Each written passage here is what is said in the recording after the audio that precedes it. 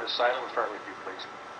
Mr. Whitlock, you indicated that the sheriff has stated that he needs $1.2 million, correct, to open B and C funds? That's correct. Okay.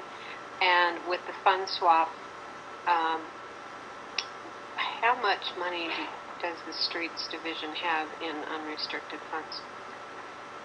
I can't speak to the current balance except to tell you that if we were to fund, for example, the remainder of this fiscal year, you're basically talking about 1/4 of a full year.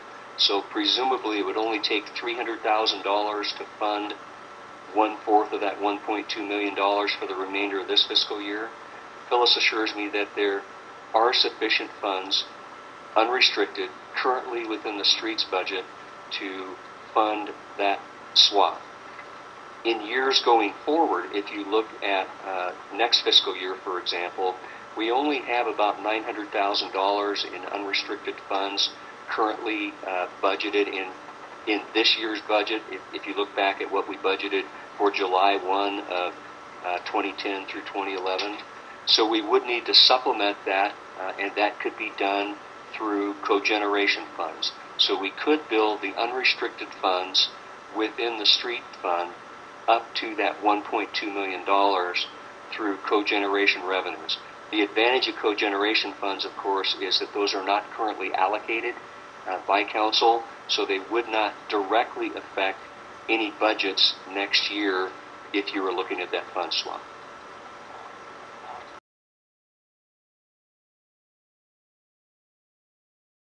I just have a couple of points I need some clarification on. Mr. Whitlock, you talked about on this exchange of unrestricted funds from the Streets Division budget that would need to be supplemented by cogen dollars. And I'm thinking back to when we completed the sale of the cogen facility.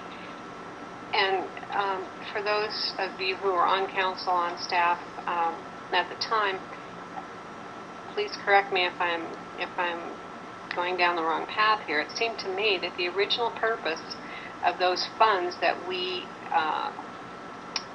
saw from the sale of that facility were to be set aside. The funds were to be set aside for reserve for emergency needs, for those kinds of things. But it seems to me that every year that we've gotten those funds, we've found a way to spend them. And I have a concern about that as we continue to face recovery in this recession, so-called recovery. I have a concern about that, and perhaps that's a topic for discussion in our budget hearings coming up this spring.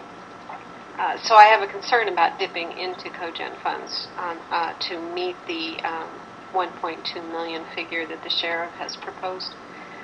Just by way of... So help me understand that. Thank you.